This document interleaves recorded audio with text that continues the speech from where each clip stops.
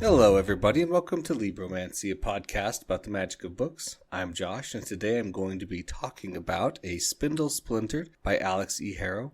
So let's prick the magic of books. Alright, we're going to get started with a little bit of a non-spoilery review for The Spindle Splintered by Alix E. Harrow. This was such a fun book, you guys, and so short. I think it's like 112 pages. Really easy, quick read. So much fun, though. I really had a blast while reading this. And there are a lot of references to a lot of things, and they did really well, I thought. And so I was really blown away. I think this is my first Alix E. Harrow book that I've read. I quite enjoyed it a lot. I definitely think I'm definitely going to read more books by her. And I hope they all can live up to this standard that she's given me now. Let's start off with our characters in a non-spoilery way. I thought the characters were really fun. I thought they were engaging, and they did feel real to me, even though as a novella, or as a little bit of a shorter book, right, only 119 pages, you spend less time with them. I felt like I really understood the characters a lot more. Our main character, Zinnia Gray, it's not a spoiler, of course. I really felt like I understood her very well, and that was really exciting to me. It's always fun to see what they can do with this kind of thing. As far as I was reading the book, man, I was absorbed into this book. I didn't want to come up for air. I didn't want to stop for water. I didn't stop to go to the bathroom. I just powered through and just read, because I was so immersed in this story, and there was so much happening in the story, and the way that it does happen made me excited. And on that note, Alix E. Harrow is a great writer. She has really nice word choice. There are so many quotes that I'm going to read to you guys today out of context in the spoiler section. It was a blast, though. And, a lot of those things hit hard when they hit in the story, because of everything that's going on around them. That was good. As I was reading this book in a plot kind of way, I got to about the 50% mark, which is kind of the downfall of having an e-reader, is that you know where you are in the book. I know that you know where you are in a book with paper as well, but with a paper book, it's not as exact. You can't say, I'm exactly halfway, unless you measure out the pages and say, okay, I'm exactly half of this many number of pages. But with an ebook, you can see that percentage easily, and I should probably just hide it, because it lies anyway, because you always have acknowledgments and things after the end, and so your book ends at 96% usually. But as I was reading, I would get to the 53-ish% mark, I think, and I was like, okay, I see where this is going. This is going to happen. Then they're going to do this. And then she totally tricked me and blew me out of the water. And I was like, oh no, we're actually going this way. Totally threw me off. I was really excited about that. I love it when a book can throw me off in a good way. When a book throws you off in a bad way that you don't kind of see coming, or you don't agree with it in a way, it really can sour you on the book. But I felt like this book did it in an acceptable way, the way she twisted a little bit. So as far as things making sense, I liked a lot of the things that happened and the way they happened. There were a couple things that I could look at and say, oh, I'm going to nitpick that a little bit because I didn't, that doesn't make sense. It shouldn't work. I was able to just kind of blow over it and say, no, it's a fairy tale story. I'm not hiding anything here about it's a fairy tale story, spoiling anything. It's okay for this to work in a fairy tale story. So on the whole, I gave this a 5 out of 5 stars. It really blew me away. I don't think this was her first published work. Maybe look into that a little later. But such a good book for what it is. Really fun. Let's move on to some spoiler sections now. Talk about everything in great detail. Let's start with our main character, of course. Our main character is Zinnia Gray and her best friend Charm, short for Charmaine. And she's able to explain so much of their life. The beginning has a little bit of an info dumpy when related to Zinnia Gray, because you just need to know a couple things for her backstory, mostly about her disease that she's got and how she got it, and that she is going to die after her 21st birthday. And sometime after her 21st birthday. Nobody's ever lived past this. Kind of goes into the why. She's obsessed with Sleeping Beauty, which I love. I mean, I love that the rules she made for herself, if you're a dying girl, you live fast, you live hard, you do these things, but her character is so intense, the weird morbid obsession with how she's going to look when she dies. And it is in first person. So that was a really nice touch to this book. So But yeah, the how she's gonna look when she dies, the pain she sees on everybody's face, and the way her attitude towards people who know or don't know about her illness and what she does about it. Like, she is such a well-written character and so funny the whole time. I loved it. Like, let's talk about it. Let's just finish characters. Charmaine, so fun, best friend, does the right things at the right time, is worried about her. This is so funny. After she gets sucked into the, alternate world, it's a spoiler section. It's okay. Charmaine sending her texts with like PowerPoint presentations. And it's like, so you've been, let me find it 1 second. Here it is, sending PowerPoint presentations, over text through it. And it's, so you've messed up and got lost in the multiverse. So you want to murder your roommate. Practical suggestions for making it look like an accident. Like, these are just hilarious things, but she's that iconic best friend character, the one that you love, as a brother or as a more, it was so good. I love their relationship.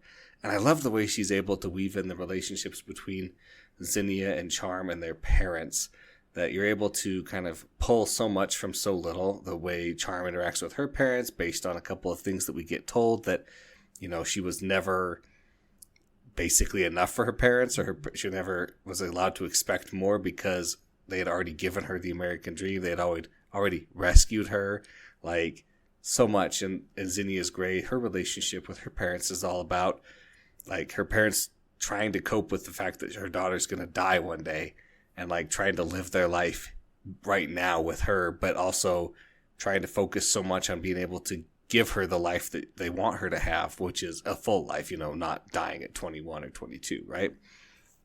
So good. And I really like the metaphors and the things that Alix E. Harrow writes. There's another one that was really, really good. It is, like, this is a little out of context, but it's basically talking about her using her Make-A-Wish to go visit Disneyland and the princesses.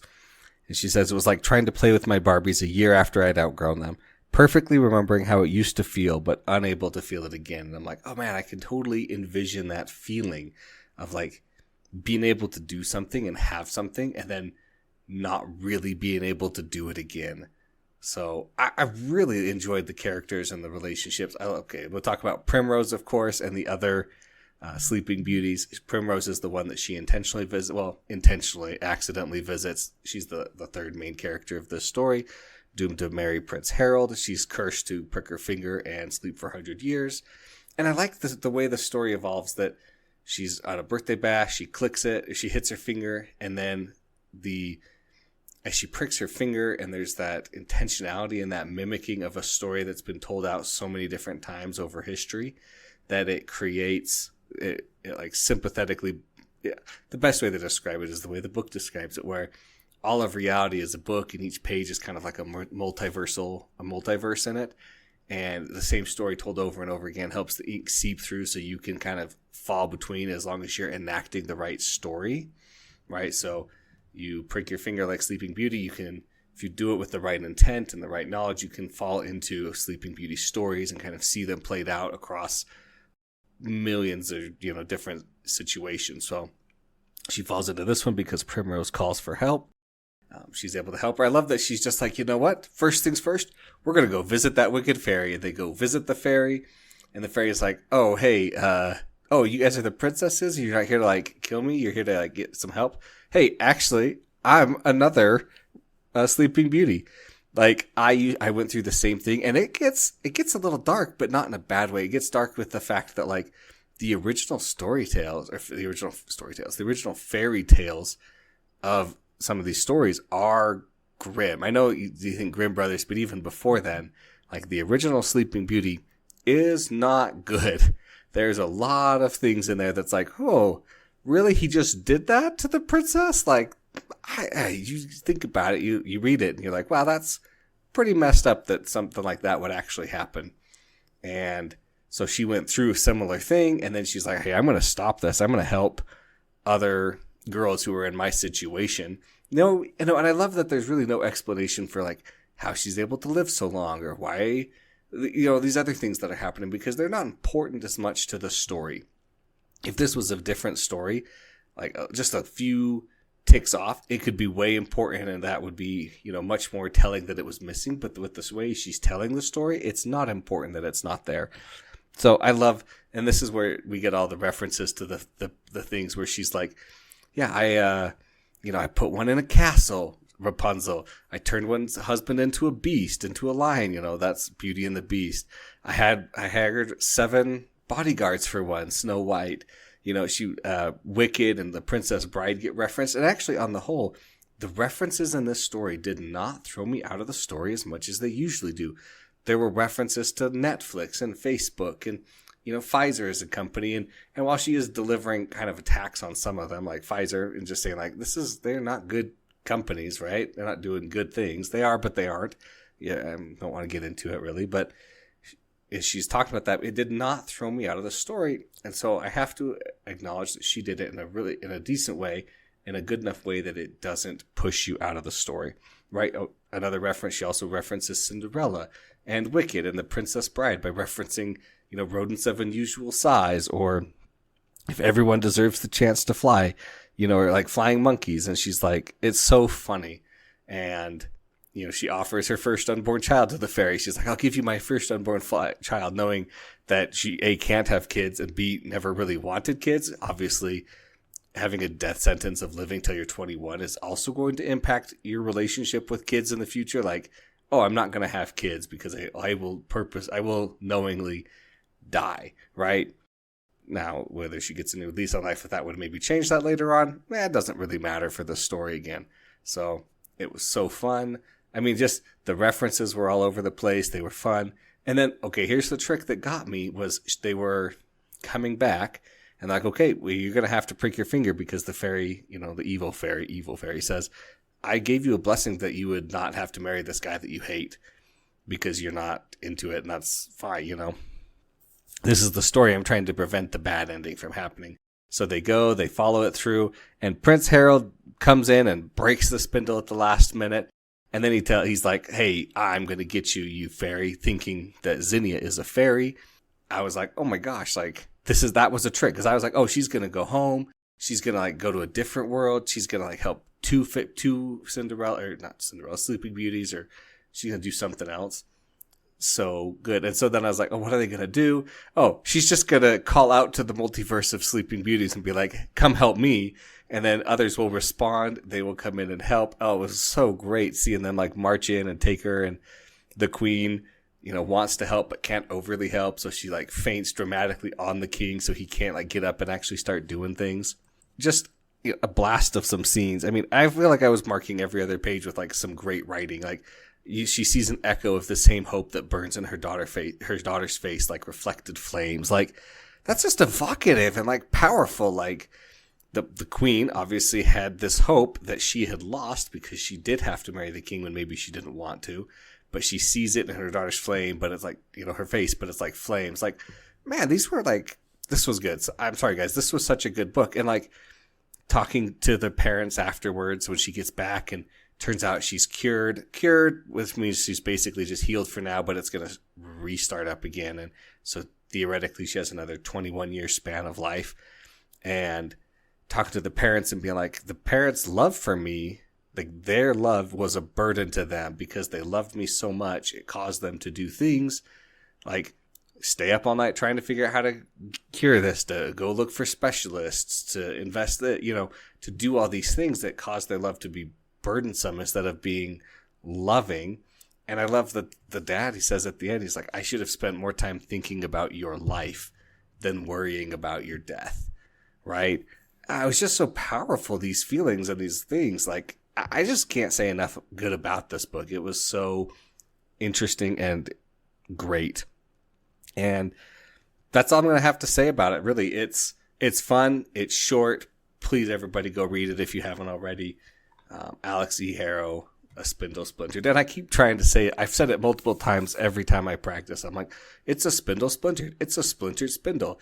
It's the splintered spindle. Like, I just keep messing it up. So it's all good on me. But that's going to wrap up my discussion, everybody. Thanks for listening. Thanks to David Hillowitz for the intro and outro music, of course.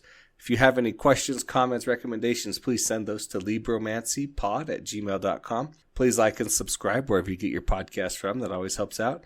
Leave a review if you feel like it. And remember to prick the magic of books.